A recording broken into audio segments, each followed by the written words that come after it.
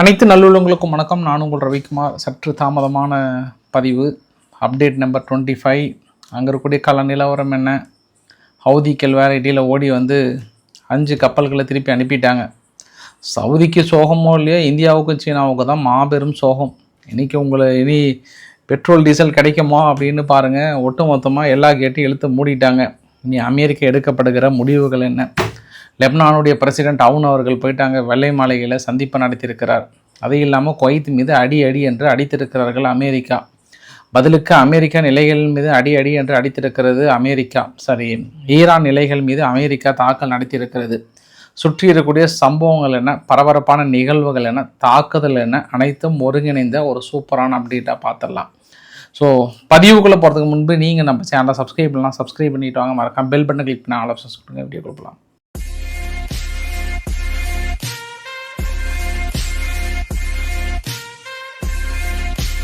சீனா கப்பல் ஒன்றும் இந்தியா கப்பல் ஒன்றும் அப்படியே அங்கேருந்து கிளம்பி வருது.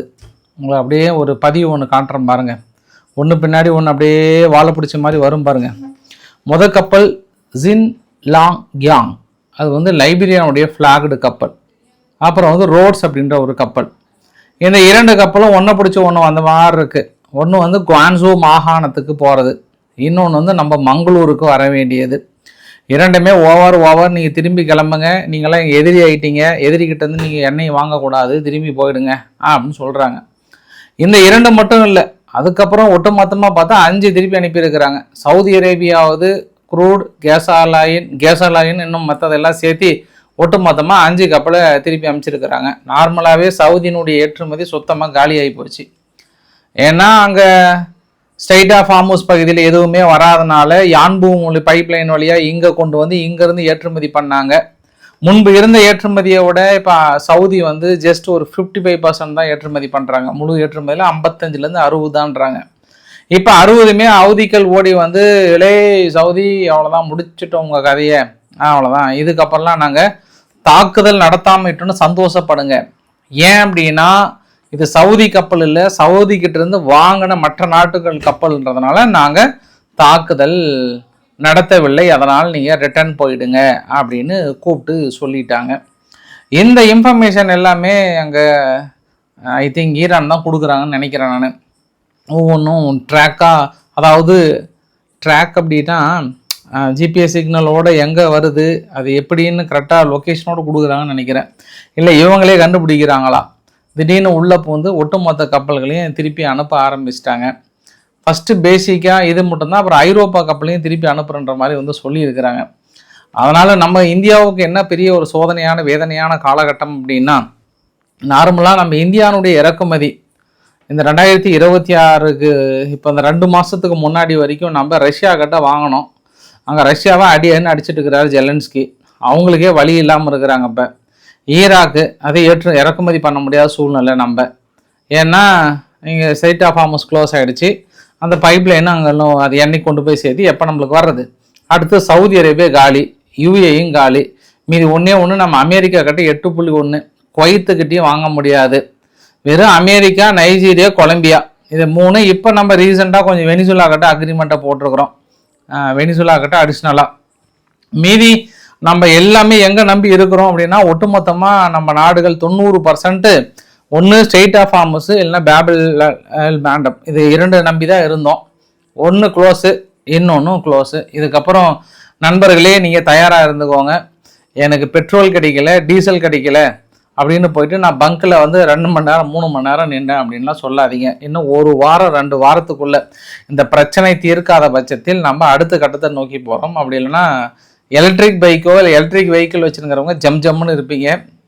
இந்த சூழ்நிலை இன்னும் ஒரு 2-3 வாரம் தொடர்ந்தாவே ரொம்ப ரிஸ்க்கு தான். நம்ம போல பேர் ரொம்ப கஷ்டமாக இருக்குது.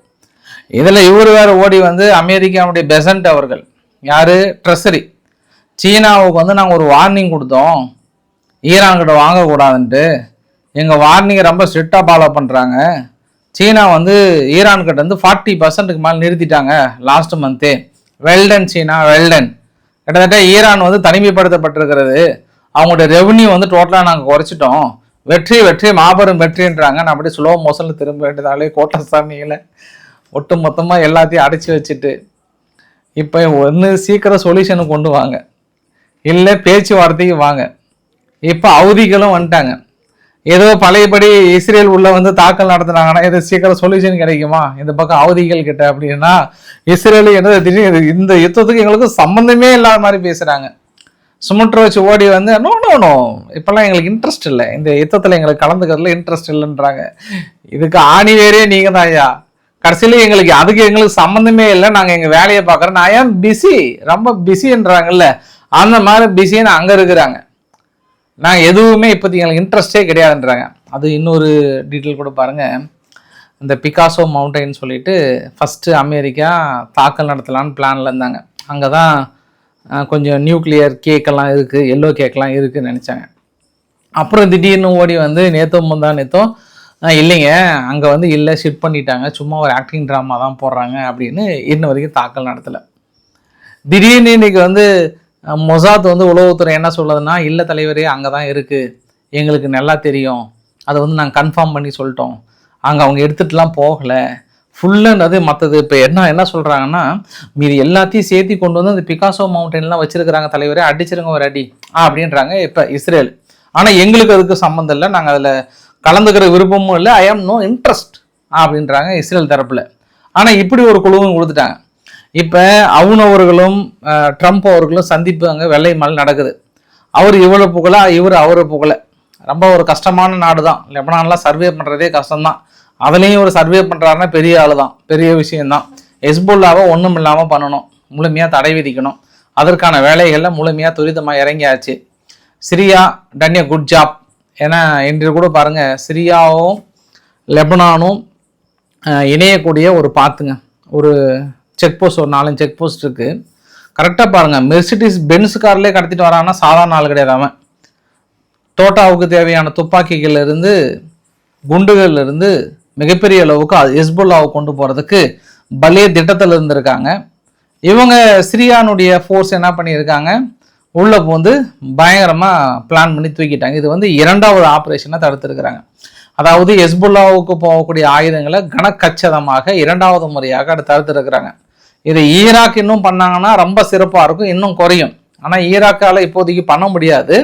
பட் இருந்தாலும் சிரியா வந்து அருமையாக பண்ணுறாங்க. இந்த ஒரு கைது நடவடிக்கையினால ட்ரம்ப் மனசும் குளிர்ந்து போச்சு. இப்போ இஸ்ரேலும் கொஞ்சம் சந்தோஷமாக நினைக்கிறாங்க, பரவாயில்ல சிரியா ஓரளவுக்கு பண்ணுறாங்கன்ட்டு. இப்போ ஹெஸ்புல்லானுடைய ஆயுத வரவு எந்த வழி அப்படின்னா, ஒரே ஒரு வழி, சிரியா மூலயமா லெபனான் கொண்டு வந்தாதான். அப்படி இல்லைன்னா இஸ்ரேல் இருந்து லெபனானுக்கு போனாதான், அது வாய்ப்பே இல்லை. அப்போ சிரியாவும் கிட்டத்தட்ட ஹோல்டு பண்ணிட்டாங்கன்னா அடுத்து கப்பல் வழி தான், கப்பல்ன்ற மாதிரி கடல் வழி தான் லெபனானுக்குள்ளே வருது.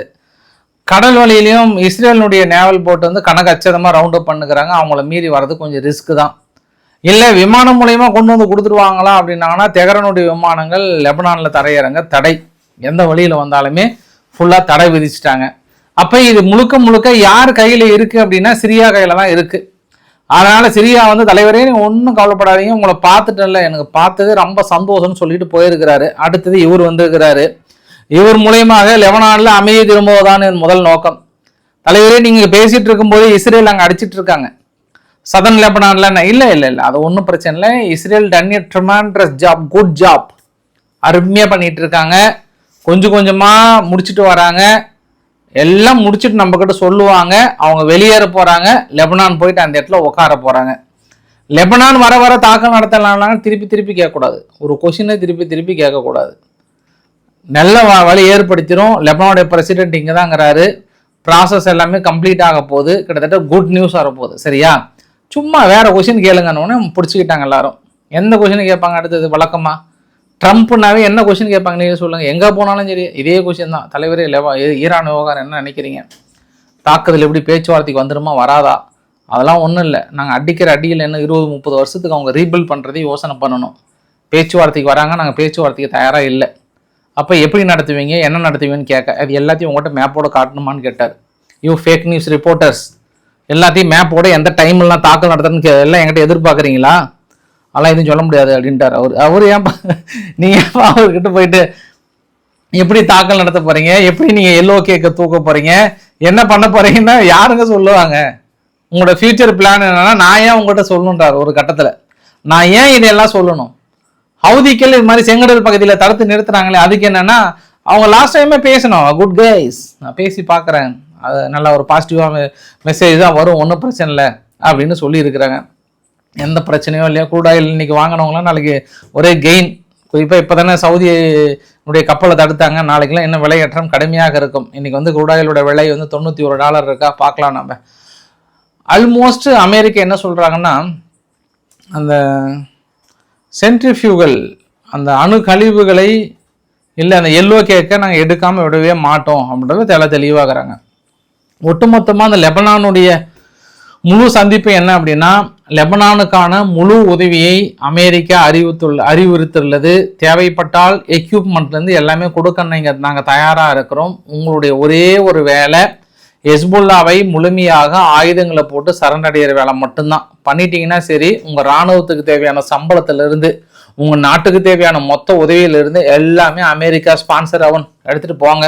உங்கள் நாட்டை வளமாக்கி ஒரு சிறந்த ஒரு நாடாக மாற்றது தான் ஏன்னா அமெரிக்காவுடைய முழு கொள்கை. அதுக்கு வந்து என்ன சமாச்சாரம்னு கேளுன்ற மாதிரி மனுஷன் ஒரே ஆஃபராக அள்ளி வீசியிருக்கிறார். இந்த ஒரு சந்திப்பு முழுக்க இஸ்ரேலுக்காக நடத்தப்பட்ட ஒரு சந்திப்பாகவே பார்க்கலாம்.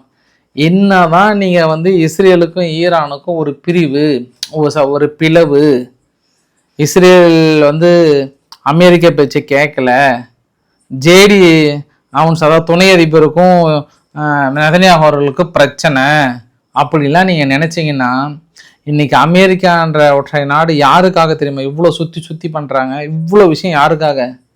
இஸ்ரேலுக்காக பண்ணிட்டு இருக்காங்க. ஒரு பக்கம் அவங்களுக்கு கெயின் வருது, இல்லைன்னெலாம் இல்லை. சிரியாவை கூப்பிட்டு வச்சு பேசணும் அவங்களுக்கு அவசியம் கிடையாது. ஈராக்கையும் கூப்பிட்டு வச்சு பேசணும் கிடையாது.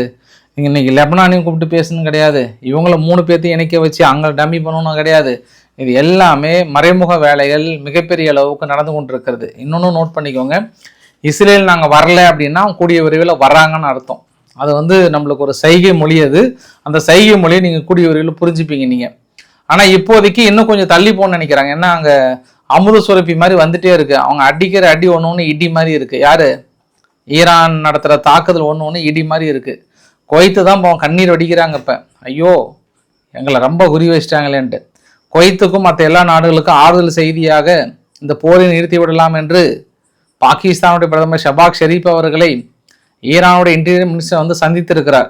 அந்த சந்திப்பெல்லாம் முடிஞ்சதுக்கப்புறம் இந்த பேச்சுவார்த்தை இப்போதைக்கு கிடையாது, அவங்கவுங்க நாட்டை அவங்கவுங்க பாதுகாத்துக்கோங்கப்பா அப்படின்னு மனசு வெறுத்து சொல்லிட்டாரு.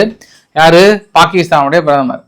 இன்றைய நடத்தப்பட்ட தாக்குதலில் ஈரானுடைய சிராஸ் பகுதி மிகப்பெரிய அளவுக்கு IRGC ஹெட் குவார்டர் மீது தாக்கல் நடத்தப்பட்டிருக்கிறது. அங்க இருக்கக்கூடிய 1000 குடோன்கள் அளிக்கப்பட்டதாக அமெரிக்க தரப்புல செய்தி குறிப்புகள் சொல்லப்படுகிறது. சிராஸ் மவுண்டனில் இருக்கக்கூடிய மற்றும் 2 பெரிய பகுதிகள், இன்னொன்று வந்து கார்க் தீவுடைய பக்கமும் குஷம் தீவுடைய பக்கமும். இந்த கார்க் தீவும் குஷம் தீவும் நடத்தப்பட்ட தாக்குதல ஈரானுடைய கம்யூனிகேஷன் மினிஸ்டர் என்ன சொல்றாருன்னா, ஒட்டுமொத்தமாக எங்களுடைய கம்யூனிகேஷனே வந்து அழிச்சிட்டாங்க, கொஞ்சம் பெரிய அளவுக்கு கஷ்டமாக தான் இருக்குன்றாங்க. எல்லாம் இப்படி தாங்க ஐயா சொல்றீங்க. இப்போ அமெரிக்கா கஷ்டப்பட்டு பெரிய தாக்கல் நடத்தி அங்கே இருக்கக்கூடிய பாலங்கள்லாம் தகர்த்துட்டோம், வெற்றி மாபெரும் வெற்றி அப்படின்னாங்கன்னா, உடனே ஈரான் வந்து ஐயா எங்களுக்கு எல்லாமே ரோடு தாங்க ஐயா, ஒரு பாலத்து மேலே தான் நாங்கள் போகணும் கிடையாது, ஒரு மண் ரோட்டில் பின்னாடி டயரை கட்டி இழுத்துட்டு போயிட்டா அதுவே ரோடு ஆயிடுது, அதுவே நாங்கள் ரோடை போட்டு போயிட்டே இருக்கிறோங்க ஐயா, ஒன்றும் பிரச்சனையே கிடையாது, இதெல்லாம் எங்களுக்கு சும்மா ஒரு 2 நாள் சொல்யூஷனு அப்படின்றாங்க அந்த பக்கம் இருந்து. இப்போ இன்னொரு வீடியோ வந்து வைரல் ஆகிட்டு இருக்கு. இது வந்து குவைத்தில் இருக்கக்கூடிய அந்த பேஸ் வந்து காலியானது. இந்த சேட்டலைட் இமேஜஸ்லாம் நேற்று காட்டின அதே இமேஜஸ் தான் இன்னும் அப்படியே ஓடிட்டு இருக்கு, எல்லா மீடியாவும் ஓடிட்டு இருக்கு. ஒவ்வொரு பகுதியும் அடிக்கிற அடியை பார்த்தா இன்னைக்கு எல்லா மீடியாவும் வந்து வாயை திறந்து சொல்றாங்க, கண்டிப்பாக 100 அமெரிக்க சோல்ஜர்ஸ் காயம்பட்டிருப்பாங்க, பாதிக்கப்பட்டிருப்பாங்க, குறைஞ்சது 10லேருந்து 20 பேர் இறந்து போயிருப்பாங்க ஐயா, அந்த அளவுக்கு இருக்கு அப்படின்னு எல்லாருமே சொல்றாங்க. அமெரிக்கா மறைக்கிறதுன்றாங்க. அதனால அமெரிக்கா வந்து தெரிந்தோ தெரியாமலோ இப்போதைக்கு அவங்க பேச்சுவார்த்தைக்கு வரல, இதுக்கெல்லாம் நாங்கள் பதிலடி கொடுத்தே தீருவோம் அப்படின்னு ஒத்த காலில் நிற்கிறாங்க அவங்க. நீங்கள் ஒத்த காலில் நிற்பீங்களோ 2 காலில் நிற்பீங்களோ எங்களுக்கு தெரியாது. குவைத் ஒரு பக்கம் வந்து கண்ணீர் விட்டு வடிக்கிறாங்க. ஏன்னா இன்னைக்கு குவைத்தில் இருக்கக்கூடிய அமேசானுடைய ஒரு முக்கிய நிலைகள் டேட்டா சென்டர் மீது அடிச்சிட்டோன்னு ஃபர்ஸ்ட் கிளைம், 2வது டீசாலினேஷன் பிளான்ட் 4வது நாட்களாக அடி, 3வது அவங்களுடைய பவர் ஹப் மீது அடி, 4வது அவங்க பெட்ரோலியம் ப்ரொடக்ஷன் பண்ணக்கூடிய யூனிட் மீது அடி. இந்த சேட்டலைட் இமேஜஸ் என்ன சொல்ல வருது அப்படின்னா, குவைத்தில் இருக்கக்கூடிய நேஷனல் பெட்ரோல் கம்பெனி நார்த் பிறர் க்ரூட் ஆயிலினுடைய எக்ஸ்போர்ட் பண்ணக்கூடிய டெர்மினல் சரியா அடி வாங்கி இருக்குதுன்றாங்க. அடுத்து எங்கள் டீசாலினேஷன் பிளான்ட் வந்து 4th டைம் அடிச்சதில் இந்த தடவை வந்து பெரிய சேதாரம்ன்றாங்க. சேதாரத்தை எங்ககிட்ட ஆதாரத்தை காட்ட முடியாது, எப்பவுமே அங்கே இருக்கக்கூடிய இமேஜஸ்ல கொஞ்சம் ரெஸ்ட்ரிக்டட் பண்ணி வைத்திருக்காங்க. அதனால இத்தனை நாள் பொறுமையாக இருந்த குவைத் வந்து இன்னைக்கு தான் ஈரானுடைய அம்பாசிடர் கூப்பிட்டு சம்மன் அனுப்பியிருக்கிறாங்க. இவங்க பாரு எவ்வளோ பெரிய பொறுப்புசாலிங்கன்ட்டு. ஏப்பா 8-9 நாளாக அவங்களை அடியான்னு அடிச்சிட்டு இருக்கிறாங்க. இன்னைக்கு தான் திடீர்னு என்னன்னு தெரியல, சவுதி கொஞ்சம் கோவம் வந்துட்டு ஏப்பா வாங்கப்பா இந்த லெட்ரு இந்த வந்து கொஞ்சம் பதில் சொல்லிட்டு போங்கப்பா அப்படின்னு சம்மன் அனுப்பிச்சிருக்கிறாங்க. இந்த சம்மன் அனுப்பி இத்தனை நாள் கழிச்சு என்ன பிரயோஜனம் சொல்லுங்க. யுஏஇ ஓடி வந்து ஈரானுக்கு தனது கடும் கண்டனத்தை தெரிவித்திருக்கிறார்கள். பக்ரைன் ஓடி வந்து ஈரானுக்கு தனது கடும் கண்டனத்தை தெரிவித்திருக்கிறார்கள். நிறுத்துங்கள், அனைத்து தாக்குதலை நிறுத்துங்கள் அப்படின்றாங்க. அவங்க வெளியேற்றி விடுங்கள், அமெரிக்க நிலைகளை வெளியேற்றி விடுங்கள்னு அவங்க சொல்றாங்க. ஆனால் இப்போதைக்கு தாக்குதல் குறையவில்லை, தீவிரம் அடைந்திருக்கிறது. நாளை காலை அதிமுக்கிய தாக்குதல்கள், மிகப்பெரிய தாக்குதல் நடப்பதற்கான வாய்ப்புகள் இருப்பதாகவும் தென்படுகிறது. அங்க இருக்கக்கூடிய சூழ்நிலைகள்ங்க. இங்க பிரான்ஸ்ல இருக்கக்கூடிய அமெரிக்காவோட எம்பசிடருக்கு சம்மன் ஒன்று அனுப்பி வாப்பா வந்து பதில் சொல்லுப்பான்னு சொல்லியிருக்காங்க. என்ன காரணம் அப்படின்னா, ஈரான்ல இருக்கக்கூடிய பிரான்ஸோட எம்பசிடரை கூப்பிட்டு 8 மணி நேரம் விசாரணை நடத்தி எங்களுக்கு தெரியாம நாடு விட்டு போகக்கூடாது, அதை பண்ணக்கூடாது, இதை பண்ணக்கூடாது, ஏகப்பட்ட ரெஸ்ட்ரிக்டட் போட்டு அங்கே உட்கார வச்சிருக்கிறதுனால இன்னைக்கு பிரான்ஸ் வந்து ஈரானுடைய அம்பாசிடரை கூப்பிட்டு அது எப்படிப்பா நீ எங்கால கூப்பிட்டு மிரட்டலாம், என்ன பண்ணலாம், ஏது பண்ணலாம்னு சொல்லிட்டு இவங்க பதில் நடவடிக்கை எடுக்கப்பட்டதா சொல்றாங்க. இந்த சூழ்நிலையில வந்து நெதர்லாந்து வந்து இன்னைக்கு மிகப்பெரிய அனௌன்ஸ் பண்ணியிருக்காங்க. இதுக்கப்புறம் நாங்கள் இஸ்ரேலுக்கிட்ட இருந்து எந்த பொருள் வாங்க மாட்டோம், கம்ப்ளீட்டாக பேன் பண்ணுறோம். என்னைக்கு அவங்க பாலஸ்தீனத்துக்கு தனி நாடுக்கான கோரிக்கையில் அனௌன்ஸ் பண்ணுறாங்களோ, காசாவுக்கான முழு நாடு விடுதலை கொடுக்குறாங்களோ, சதன் லெபனான்லேருந்து வெளியேறாங்களோ அன்னைக்கு தான் நாங்கள் வாங்குவோம். இல்லை நெதர்லாண்டுக்கு இஸ்ரேலுக்கு சம்மந்தமே இல்லை, கிளம்பிட்டேரு இஸ்ரேல் அப்படின்ற மாதிரி வந்து சொல்லியிருக்கிறாங்க. இது அங்கே இருக்கக்கூடிய ஒட்டுமொத்த தகவலுங்க ஐயா. இந்த தகவலில் காசா மீது மறுபடியும் இன்னைக்கு பகலில் ஒரு தாக்குதல், ஒரு நாளைக்கு ஒரு வெஹிக்கிள் அடிக்கிறாங்க, 2 பேர் கொல்லப்படுறாங்க. இன்னைக்கும் அக்டோபர் 7ஆம் தேதி சம்பந்தமுடைய மிக முக்கிய நபர் கொல்லப்பட்டிருப்பதாக. தொடர்ந்து எங்களுடைய வேட்டை தொடரும், வேட்டைகள் தொடரும், தொடர்ந்து தாக்கல் நடத்தியே தீர்வோம் அப்படின்னு இஸ்ரேல் கங்கணம் கட்டி கொண்டு தாக்குதலை நிகழ்த்தி கொண்டுதான் இருக்கிறது. ஆனால் இஸ்ரேலினுடைய பிரதமர் நிச்சயம் நியூயார்க் வந்தாருன்னா நான் கைது பண்ணியே தீருவேன் அப்படின்னு ரொம்ப அப்படியே பிடிவாதமாகிறாரு மம்தானி அவர்கள். ட்ரம்ப்பால முடியாதுன்னு சொல்றாரேப்பா அப்படின்னா அதெல்லாம் கிடையாது, நான் பாருங்க செஞ்சு காட்டுறேன் அப்படின்றாரு. இன்னைக்கு ஐநாவில் சபதம் விட்டுருக்கிறாங்க மம்தானி அவர்கள், நீ சரியான ஆளும் தான் எங்கள் ஆள் மேலே கை வச்சுப்பாரு பிடிச்சிப்பாருன்றாரு.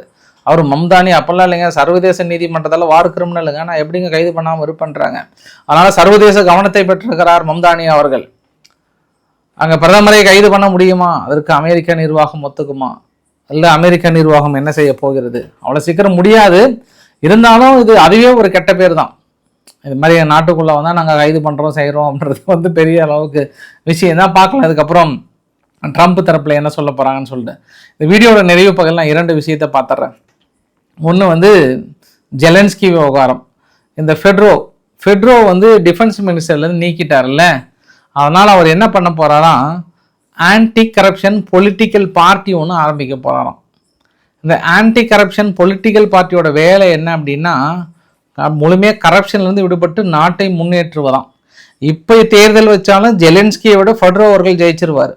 ஏன்னா தொடர்ந்து அந்த அளவுக்கு பயங்கரமாக நாளுக்கு நாள் அவருக்கான ஆதரவு அலைகள் பெருகி கொண்டிருக்கிறது. ஜெலன்ஸ்கியோட உறவினர்கள் வந்து வளர்ந்து கொண்டிருக்கிறார்கள், சொத்துக்களை குவித்து கொண்டிருக்கிறார்கள், அது வெளிப்படையாக தெரிகிறது. அதனால் இவர் இப்போ அடுத்து ஆரம்பிக்கலாமா, ஜெலன்ஸ்கிக்கு எதிரான தனது கேம்பெயிங்கை ஆரம்பிச்சிட்டாராம்.